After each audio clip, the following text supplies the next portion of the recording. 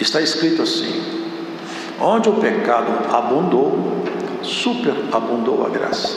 Isto é, a humanidade pecou tanto e de tantas maneiras que não era para haver espaço para uma misericórdia.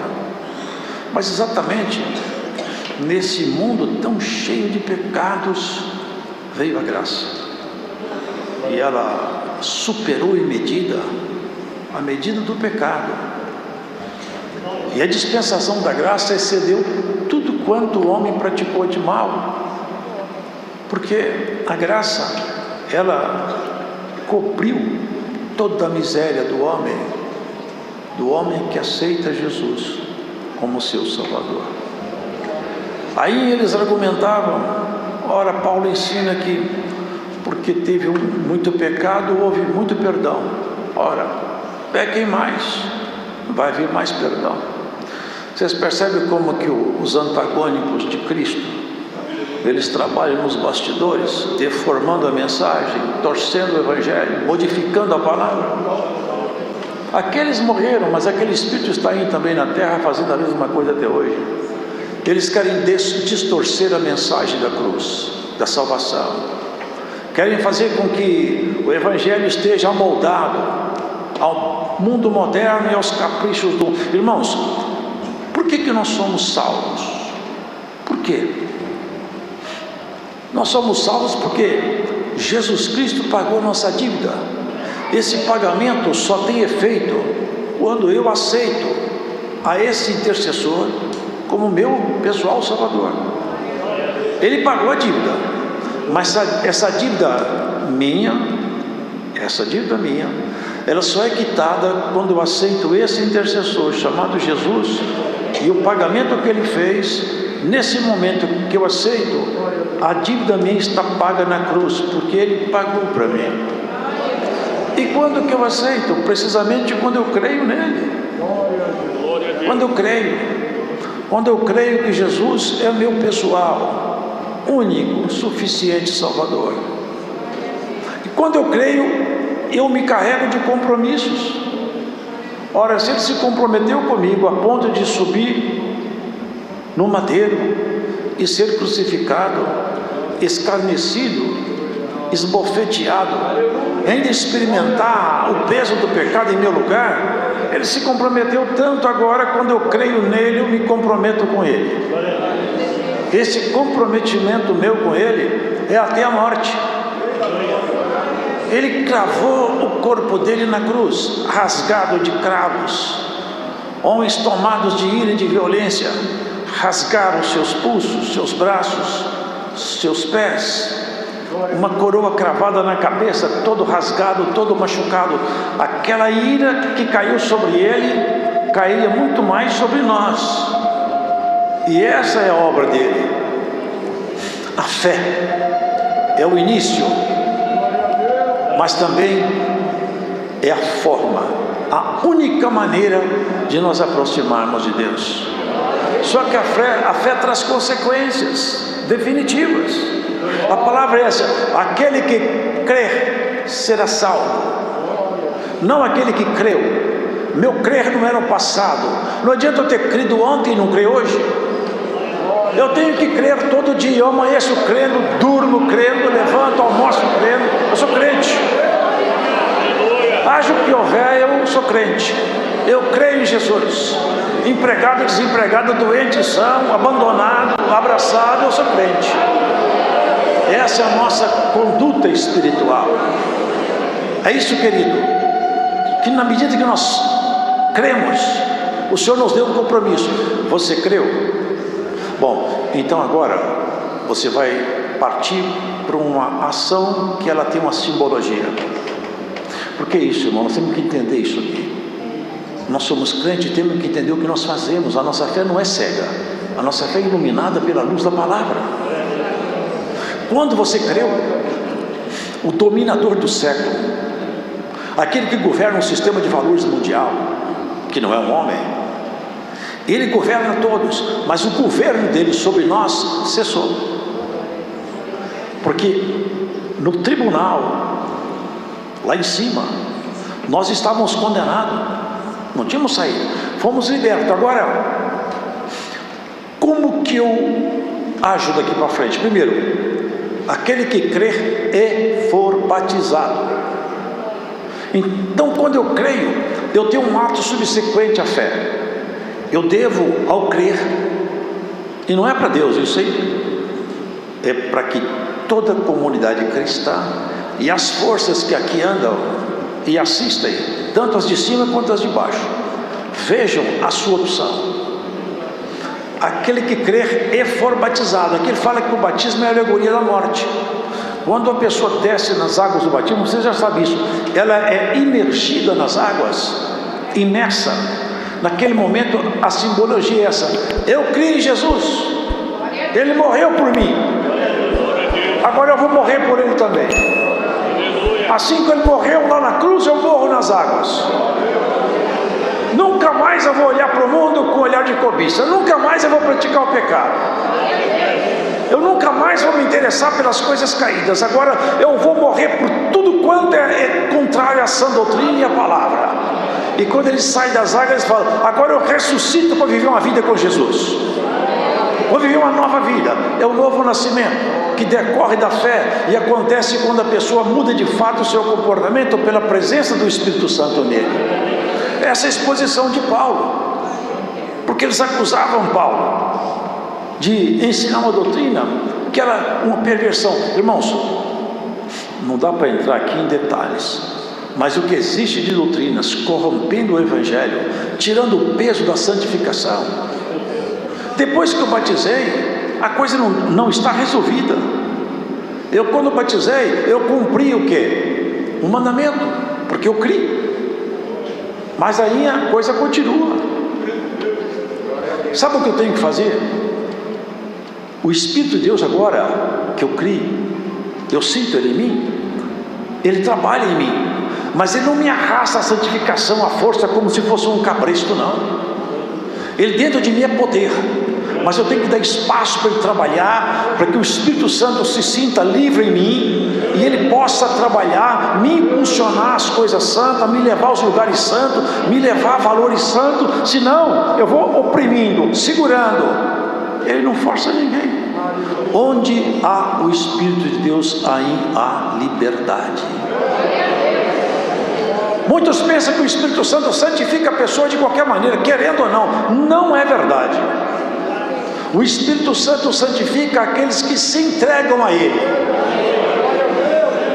Cristo falou: eu não vou deixar você sozinho. Quando eu chegar lá em cima, eu vou enviar o meu Espírito Consolador. Ele vai entrar em vocês e vai ser o poder meu em vocês. Agora nós temos que dar espaço para o Espírito trabalhar. E na medida que eu dou espaço para o Espírito Santo trabalhar em mim, acontece uma coisa maravilhosa, santa e pura. É que eu vou adquirindo uma santificação que está em Cristo. Ela vai passando para mim. Sabe o que é a santificação? É aos poucos as virtudes, o caráter, a maneira de ser, os sentimentos, os pensamentos de Cristo passem aos poucos a habitar em mim. Então aos poucos eu vou me parecendo com Ele, menos com o primeiro Adão, mais com o segundo Adão, menos com o homem caído, mais com o homem levantado. Porque aqui na terra os homens fazem maquiagem na doutrina, maquiagem em tudo, para ver se maquia o homem. Eu falo assim: querem colocar o homem no céu maquiado de crente. Irmãos, ninguém vai entrar maquiado lá. A transformação é por dentro. Pode até mudar, pode até apresentar-se de uma forma santa, mas a santidade não é exterior, ela acontece por dentro e reflete por fora. Muitos estão maquiados, mas não são santificados. Há um ditado que fala: a raposa perde o pelo, mas não perde o cheiro. Quem está no pecado, o cheiro do pecado não sai dele não. Quem é santo, o cheiro de Cristo não sai dela. Glórias ao Senhor. O Senhor está fazendo essa mexida em nós. Nós temos que caminhar na santificação, porque a justificação nós temos nele. E na medida que eu vou sendo santificado, eu consigo atingir os patamares que Cristo propôs para nós. Qual que é o final disso? O final disso é glorioso. Assim como Cristo morreu, nós morremos. Assim como Cristo foi glorificado, nós seremos glorificados. Isso quer dizer que eu vou receber um corpo semelhante ao do corpo de Cristo em glória. É a glorificação da igreja. Lá no final do caminho da santificação, você encontra a coroa da vida eterna e o Senhor te esperando. Vinde benditos de meu Pai, toma posse desse lugar santo que está preparado para vocês desde antes da fundação do mundo. É uma coisa muito maravilhosa, né, irmão? Porque não é uma filosofia, não é uma religião formatada por um homem, um grande teólogo. É o Senhor, Ele mesmo falou. Uma vez eles perguntaram: apresenta-nos o Pai. Quem me conhece a mim, conhece meu Pai. A minha palavra revela a minha essência. É o verbo feito carne. É isso. Que diremos, pois? Permaneceremos no pecado? Ele está contra-argumentando os antagônicos dele, da doutrina de Cristo. De modo nenhum. Nós que estamos mortos para o pecado, como viveremos nele ainda? Como que um crente pode viver no pecado? Não nasceu outra vez, ou se nasceu, morreu outra vez. Porque quem é crente, quem está em Cristo, não vive no pecado. E quem é crente tropeçou, foi para o pecado, voltou, tem que ficar vivo. Tem que ficar dentro do ambiente dos santos. É isso que ele está falando. Ou não sabeis que todos quantos fomos batizados em Jesus, fomos batizados na sua morte? Ora, assim como ele morreu, eu morri também. Fomos sepultados com ele pelo batismo na morte, para que, como Cristo ressuscitou dos mortos pela glória do Pai, assim andemos nós também em novidade de vida. Porque se somos plantados juntamente com ele na semelhança da sua morte, também o seremos da sua ressurreição. É o que foi explicado. As simbologias. O batismo é isso, é a ingressão pública minha de fé na comunidade dos cristãos. Eu aqui batismo e todos se convendo. Esse irmão entrou agora na nossa comunidade, ele é crente também, crê em Jesus Cristo, vai morrer para o pecado e vai viver para Cristo. É isso. Sabendo isso, que o nosso homem velho foi com ele crucificado, para que o corpo do pecado seja desfeito, para que não sirvamos mais o pecado, porque aquele que está morto está justificado do pecado. Aquele que está morto, nós estamos mortos para o pecado. Na medida que o pecado tenta chegar até mim, inocular seu veneno, eu não permito. Por quê? Eu estou vivo. Você sabia que quem serve ao pecado é servo do pecado? E o servo do pecado, quando termina a caminhada, sabe para onde ele vai? Aqui não tem meia palavra não. Ele vai para o inferno. O caminho é esse, ele vai para o inferno. Só que o inimigo, como ele não pode fazer o inferno ficar bonito, ele distrai o crente no caminho que leva ao inferno, enchendo de prazeres. Então, à medida que o homem caminha no pecado, a mulher caminha no pecado, com muito prazer, muita diversão, ele está distraído. Mas lá na frente, quando acaba a caminhada, é o inferno que está esperando. O crente caminha debaixo de provação, tentação, guerra, toda sorte de provação, mas lá na frente o Senhor está esperando ele. É diferente a nossa caminhada. Aqui vai terminar tudo bem, mas no mundo vai terminar tudo mal. Nós já morremos e a nossa vida está escondida com Cristo. Tudo que você precisar, Cristo proporciona para você. Ele tem poder na mão, Ele mexe aonde for necessário. Ele cria situações inusitadas, inesperadas. Ele faz... os homens pararam de acreditar também. Hoje as pessoas não acreditam mais em dons, em revelação, em interferência direta de Deus aqui na terra. Deus interfere em tudo, mexe em tudo que for necessário para auxiliar o filho, a filha dele que for fiel. Deus mexe em tudo que for necessário. Fecha a porta, abre porta, levanta, abaixa. Glórias ao Senhor. Exalta e humilha, repreende, apoia, empurra e segura. O que é que você precisa? Cristo pode fazer por você. O que é que você lamenta? Cristo pode te dar o remédio do seu lamento. Ele tem a palavra santa na boca, o remédio santo nos seus lábios, e Ele tem toda a autoridade para interferir aonde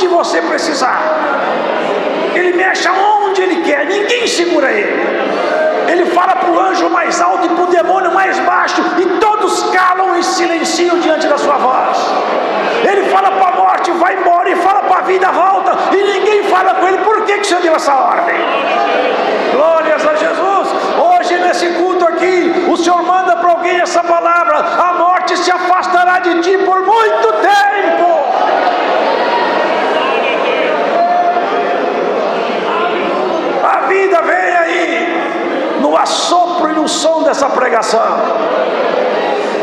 Não fique com medo do amanhã. O seu amanhã tem nome, e o nome dele é Jesus.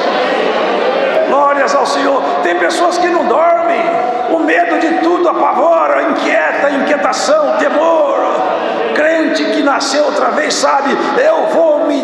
Sabe o que o salmista falou? Senhor, minha alma para contigo é assim, igual uma criança que fica no colo da sua mãe.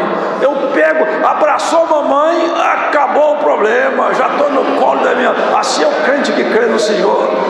João, quando conversava com Jesus Cristo, deitava o rosto no peito do Senhor Jesus e falava assim: aqui a coisa está boa comigo. Glórias a Jesus. Aonde você estiver, essa palavra vai acalmar o vento que agita as águas na sua vida. Eu sinto a virtude do Senhor aqui para anunciar para alguém: haverá calmaria nos mares da tua vida. Você nasceu outra vez. Você está sendo justificado todo dia. E você tem que caminhar na santificação. Tem que amanhecer melhor do que adormeceu. Você não orou hoje, vai para sua casa e ora antes de deitar. Chama os filhos, chama o marido. Vamos orar. Hoje o Senhor falou para nós orar. Orando sem parar. Daqui a pouco alguma coisa nova aparece na nossa vida. O Senhor deu uma parábola assim, que tinha uma velha, que ela foi atrás de um juiz que era um juiz mau, não tinha caráter, era iníquo, mas todo dia chegava lá: o senhor não pode fazer justiça na minha causa? Ah, vai embora, mulher. Mas ali embora, outro dia estava lá: e minha causa, juiz? Eu não aguento essa mulher mais. Eu vou fazer justiça na causa dessa mulher, porque ela não para de me atormentar aqui na minha porta. O senhor fala: olha, se um juiz ruim fez uma justiça por causa da insistência de uma velha, quanto mais o Pai de todos os espíritos. Orai e não desanimai. Espere com calma. Filho bom, educado, é que papai, você pode me dar uma coisa assim? Espera, pode esperar. O bravo começa a brigar, vai: agora não vou te dar mais nada, você está muito briguento.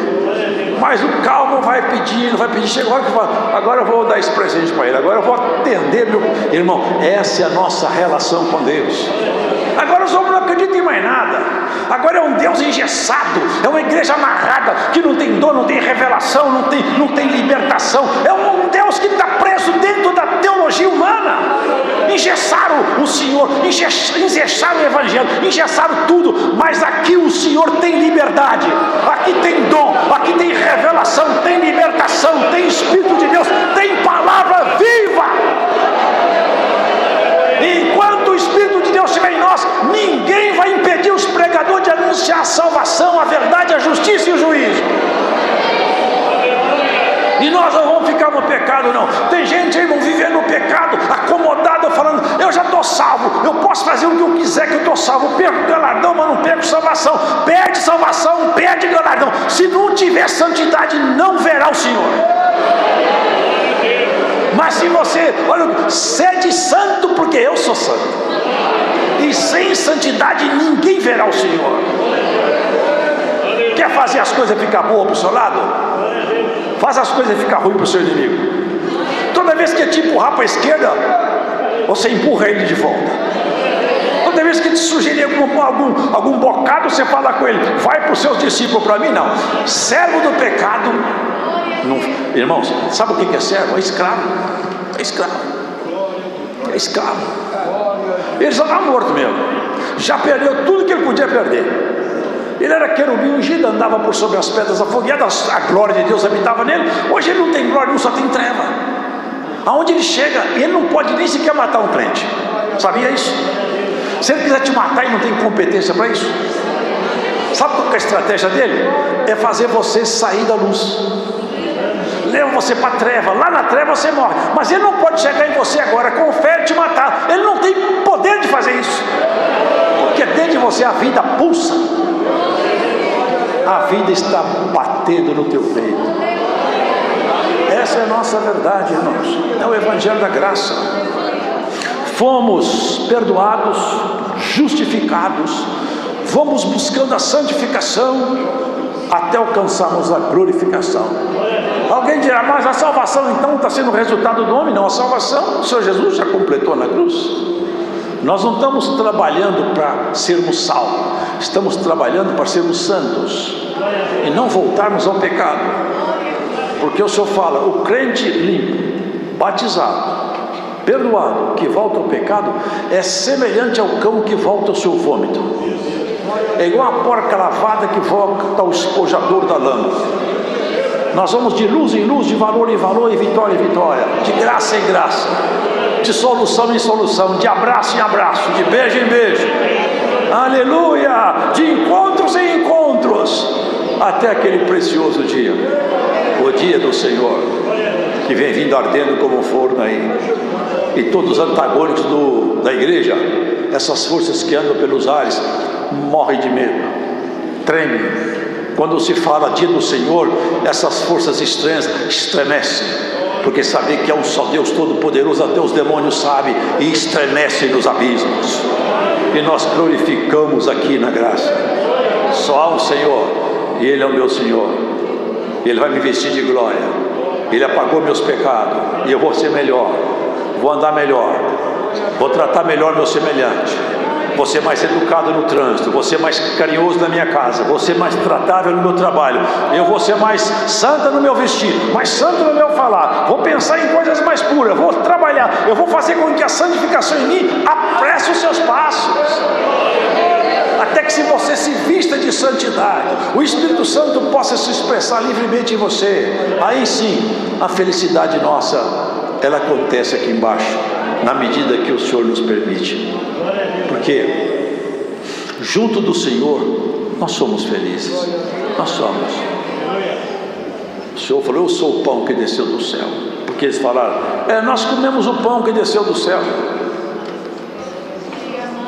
O Senhor falou que vocês não comeram o pão que desceu do céu, nada, vocês comeram o maná que desceu desse céu físico aqui, ó. Eu sou o pão que desceu do céu, eu que desci do céu. E não é do terceiro céu, aonde alguns já foram, é do céu dos céus, onde ninguém nunca foi. Ele fala, ninguém subiu ao céu, à plenitude do céu, senão aquele que de lá desceu, o Filho de Deus que está no céu, porque embora estivesse no corpo do homem, o verbo sempre esteve lá.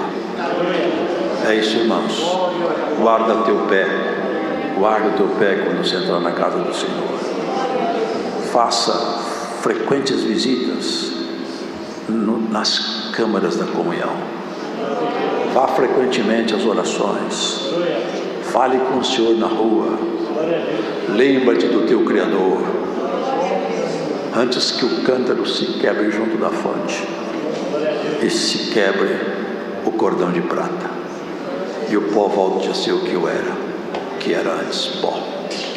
Antes de terminar tudo, faça tudo o que você puder de bem, espalhe as suas boas obras, como aquela menina, vocês lembram?